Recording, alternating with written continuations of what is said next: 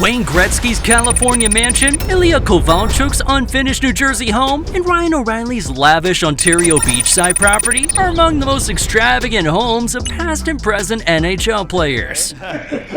Little different room, eh? But while wealth and excess is the norm for most professional athletes, it's not a reality for all former NHL stars. Probably my favorite part of the house. We can't get outside that much during the winters, so it's a nice place to come. And believe it or not, some stars don't even have elevators in their homes. Meanwhile, Joe Murphy, a veteran of more than 700 games, will be happy to just have a roof over his head. In this video, we'll cover some of the wildest discrepancies in living situations among current and former NHL players, starting with Murphy all the way to the not-so-humble abode of the Great One.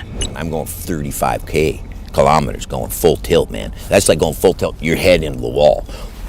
Man, and I got up too.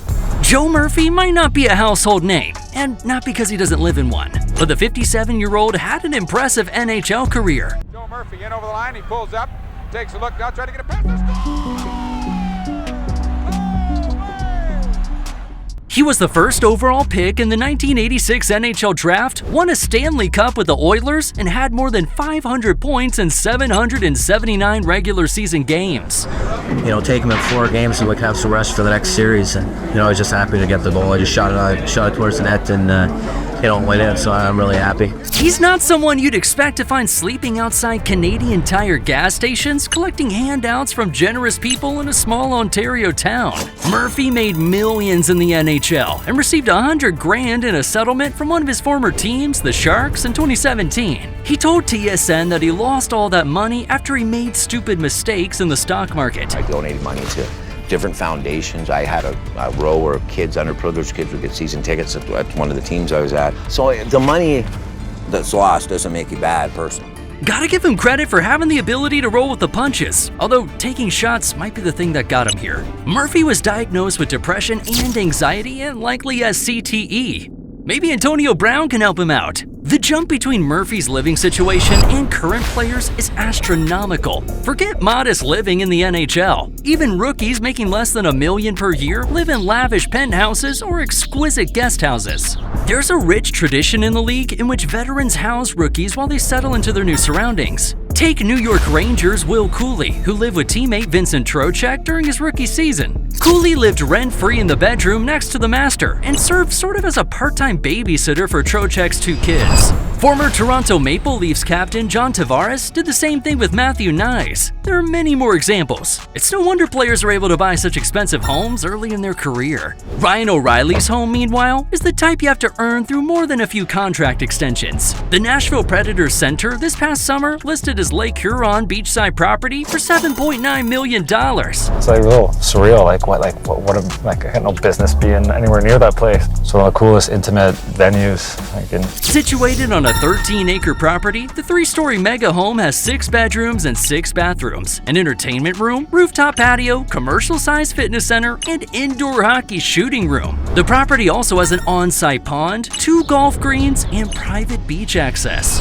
NHL players move frequently, so it's not uncommon for them to have or sell multiple homes. Phil Kessel's Pittsburgh home went on the market in 2019 and attracted plenty of buzz on social media for his unique home theater setup. The former Penguins home in Marshall Township is now up for sale with an asking price of $2.1 million. The home itself is somewhat modest by NHL player standards, even though it was listed at $2.1 million. It has 5 bedrooms and 7 full bathrooms. All those hot dogs can really wreck a man's gut, huh, Phil?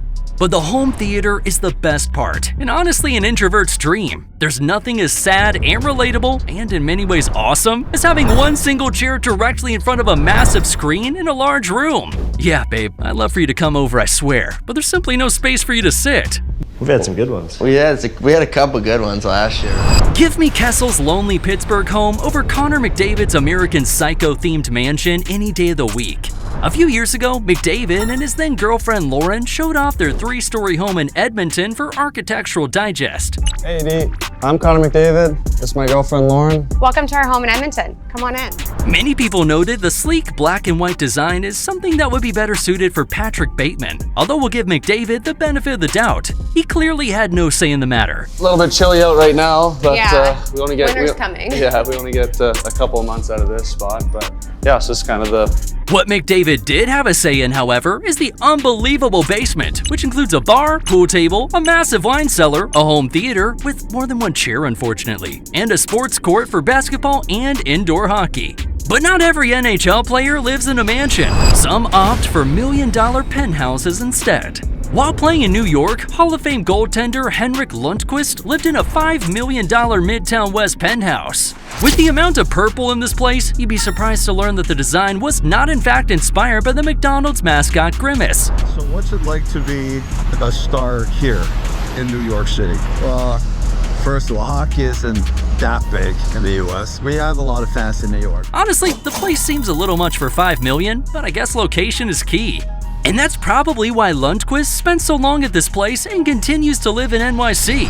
Another likely future Hall of Famer, Ilya Kovalchuk, didn't even bother finishing his multi-million-dollar mansion, likely because of its location, New Jersey.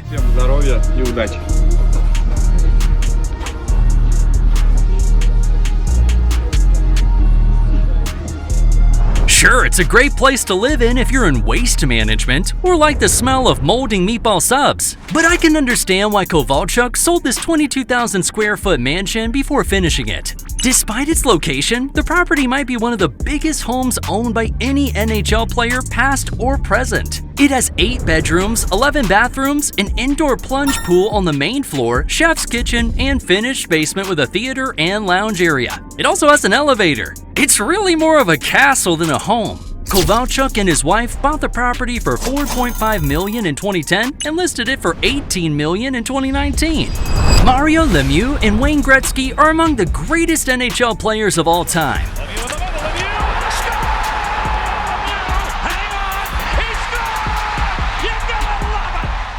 They competed for superiority during the 80s and 90s.